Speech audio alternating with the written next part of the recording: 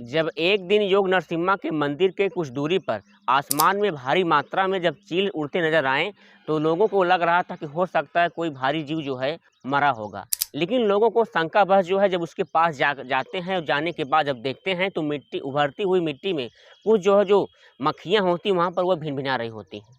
अब जैसे ही लोगों को शंका होता है तो उस मिट्टी को खोदना शुरू करते हैं। अब जैसे ही उस मिट्टी को खोदना शुरू कर रहे थे तो उसमें बहुत ज़्यादा स्मेलिंग और बदबू आ रही होती है।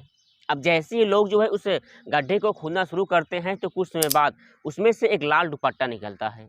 अब जैसे ही लाल दुपट्टा निकलता है तो वहाँ पर मौजूद जो वीरेश शर्मा होता है, उसी भारी भीड़ में से वह रोने लगता है, क्योंकि वह इसलिए रो रहा था कि ये जो लाल दुपट्टा था उसकी पत्नी गरिमा शर्मा का था। आखिरकार गरिमा शर्मा को किस कारण से जान से मारकर उस गड्ढे में दफना दिया गया था, आखिरकार क्या कारण हो सकता है, आज की इस सारी कहानी पर हम विस्तार से चर्चा करेंगे।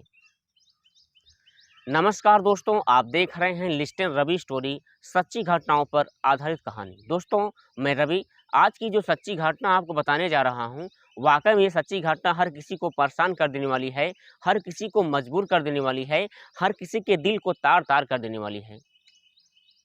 दोस्तों, इस सच्ची घटना की शुरुआत होती है कर्नाटक से। बात कर रहा हूँ 22 जनवरी 2024 को नरसिम्हा मंदिर के पास कुछ दूरी पर, कुछ रास्ते के बगल में जो है आसमान में कुछ चील जो है वहाँ पर उड़ते नज़र आ रहे होते हैं। अब जैसे ही आसमान में चील उड़ते नज़र आ रहे होते हैं तो वहाँ पर उस गड्ढे के पास जो वहाँ से स्मेलिंग और बदबू आ रही होती है, वह गरिमा शर्मा का होता है। आखिरकार गरिमा शर्मा कौन थी, किस कारण से जो है उन्हें अपनी ज़िंदगी को मौत से धोना पड़ा, इस कहानी के हम डिटेल में सारी बातों को जो है हम जानेंगे। दोस्तों, इस कहानी की शुरुआत होती है मांड्या गांव से। मांड्या गांव में जो है एक 28 साल की लड़की रहती थी। उस 28 साल की लड़की का नाम था गरिमा शर्मा। और जो गरिमा शर्मा होती थी वह अपने पति वीरेश शर्मा और अपने एक छोटे से बेटे कुणाल के साथ इसी गांव में रहा करती थी। और बात कर रहे हैं जो गरिमा शर्मा होती हैं, वह पेशे से एक टीचर होती हैं, लेकिन जो है टीचर के साथ साथ इन्होंने अपना एक सोशल मीडिया इंस्टाग्राम पर एक अकाउंट खोल रखा था। और उस अकाउंट पर जो है उन्होंने कुछ वीडियो, कुछ शॉर्ट वीडियो, कुछ अपने फ़ोटोज़ को वह हमेशा पोस्ट किया करती थी। और देखने में जो गरिमा शर्मा थी बेहद खूबसूरत थी, इसलिए उनके जो है सोशल मीडिया, इंस्टाग्राम के सोशल मीडिया अकाउंट पर बहुत ज़्यादा फॉलोवर भी होते हैं। अब यहाँ हम बात कर रहे हैं जो गरिमा शर्मा होती हैं, वह सुबह-सुबह अपनी स्कूटी निकालती हैं और अपने घर से मांड्या गाँव से 40 किलोमीटर की दूरी पर वह जो है वहाँ से पढ़ाने जाती थी। और स्कूटी से जो है पहले वहाँ बस स्टैंड पकड़ती थी, वहाँ पर वह अपनी स्कूटी को खड़ी करती थी और खड़ी कर कर वह बस पकड़कर वह स्कूल में पढ़ाने जाया करती थी। लेकिन दोस्तों, हम बात कर रहे हैं 22 जनवरी 2022 को। दुर्भाग्य से जो गरिमा शर्मा होती हैं वह जो है स्कूटी से जो बस स्टैंड पहुँचती हैं। लेकिन उनके बस स्टैंड पहुँचने से कुछ मिनट पहले, कुछ सेकंड पहले वहाँ की जो बस होती है वह छूट जाती है। अब जो गरिमा शर्मा होती हैं, वो काफ़ी घबरा जाती हैं, काफ़ी परेशान हो जाती हैं। उन्हें लग रहा था कि जो है मैं काफ़ी लेट हो गई हूँ। अगर जो है मैं काफ़ी लेट हो गई हूँ, उनके मन में तरह-तरह के जो विचार कुछ आ रहे होते हैं। फिर उनके मन में एक विचार ऐसा आया कि क्यों ना हम जो है स्कूटी से जो है अपने स्कूल को पहुँचकर कुछ कवर कर लिया जाए। जो है जैसे वो उसको विचार को लाती हैं, लाने के बाद अपनी स्कूटी से वह वहाँ उस स्कूल में पहुँच जाती हैं। और स्कूल से पहुँचने के बाद जो है छुट्टी होता है, लेकिन छुट्टी होने के बाद वो अपने घर पर नहीं पहुँचती हैं। देखते ही देखते जो है जो उनके पति जब वह देखते ही देखते अपने घर पर नहीं पहुँचती हैं, तो उनका जो छोटा बेटा कुणाल होता है, वह काफ़ी घबरा जाता है, काफ़ी परेशान हो जाता है। अपनी मम्मी को खोजने के लिए वह भी कुछ पेशकश कर रहा होता है। लेकिन इसके बाद देखते ही देखते जो उनके पति होते हैं वीरेश शर्मा, वह भी देख रहे थे कि दोपहर के 12 बज गए हैं, लेकिन हमारी पत्नी अभी तक घर नहीं आई है। जैसे ही जो है उनकी पत्नी घर पर नहीं आती है तो जो वीरेश शर्मा होते हैं काफ़ी परेशान हो जाते हैं, काफ़ी हैरान हो जाते हैं और सोचने लगते हैं, आस-पास के लोगों से पूछते हैं। पूछने के साथ-साथ आस-पास के पड़ोसियों और गाँव वालों से पूछना शुरू कर देते हैं। हर तरह से ढूँढ कर परेशान होकर वह काफ़ी थक गए थे, काफ़ी हार गए थे। इसके बाद जो वीरेश शर्मा होते हैं अपने नज़दीकी पुलिस स्टेशन में पहुँचते हैं और पहुँचने के बाद अपनी इस टीचर पत्नी के साथ जो है गुमशुदगी का जो है रिपोर्ट दर्ज कराते हैं।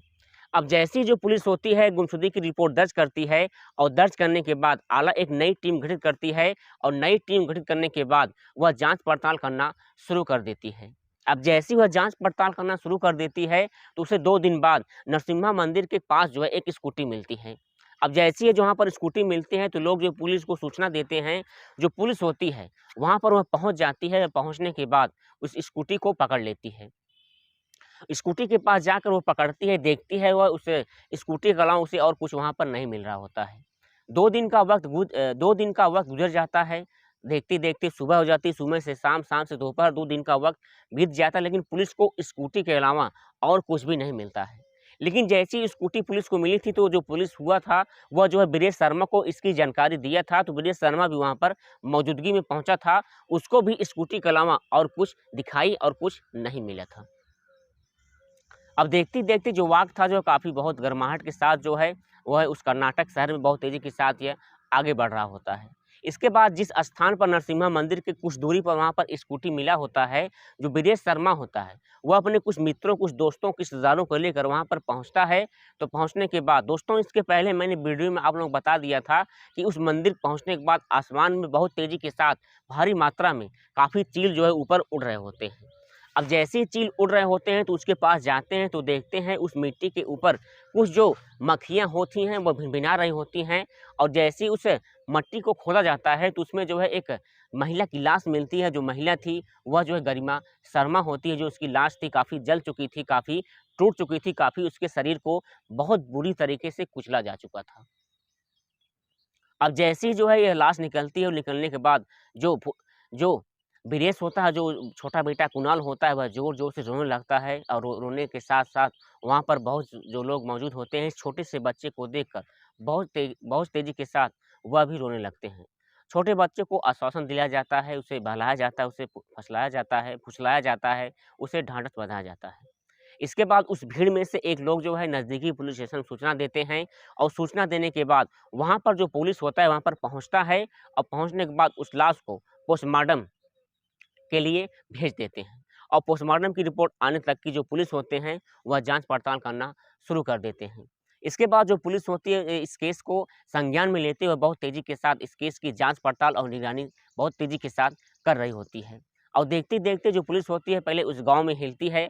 गाँव में हिलने के बाद मांड्या गाँव में हिलती है। और हिलने के बाद आस-पास के लोगों और पड़ोसियों से जाँच पड़ताल करना शुरू कर देती है। और पोस्टमार्टम की रिपोर्ट जैसे ही आती है तो पोस्टमार्टम रिपोर्ट में यह खुलासा होता है कि इस महिला को बहुत पीछे से धक्का दिया गया है और लाल दुपट्टे से इसकी गला दबाकर इसकी हत्या कर दिया है। और हत्या करने के बाद इसे जो है पत्थर से कुचल कर इसको वहीं गाड़ दिया गया है। इसके बाद जो वहाँ पर गाँव के कुछ लोग होते हैं, वो बता रहे थे कि इस लड़के के साथ जो है कुछ काफ़ी पहले 15 दिन पहले जो काफ़ी झगड़ा हुआ था। और झगड़ा किस बात के लिए हुआ था इसकी जानकारी तो मुझे नहीं है। अब इसी पति से पूछोगे तो वो ब्रिजेश शर्मा से यही सब सारी जानकारी बताएँगे। दोस्तों इसके बाद जो पुलिस होती है बिना किसी शक के, बिना किसी दबाव पे ब्रिजेश शर्मा के पास जाती है और शक्ति का प्रयोग करके वह जो इनसे पूछना शुरू कर देती है। अब दोस्तों जो ब्रिजेश शर्मा होता है जैसे ही इस कहानी का पर्दाफ़ाश करता है, तो सोचते-सोचते पुलिस वालों की कुछ जो नज़रें होती हैं काफ़ी डगमगा जाती हैं। ब्रिजेश शर्मा बताती है कि हमारी जो पत्नी थी वह एक टीचर थी। टीचर के साथ-साथ इन्होंने अपना एक सोशल मीडिया पर अकाउंट खोल रखा था। उस अकाउंट में जो है वह काफ़ी वीडियो काफ़ी जो है कुछ अपने फ़ोटोज़ को पोस्ट करती थी। और हमारी जो पत्नी थी देखने में वाक़ई बहुत खूबसूरत थी।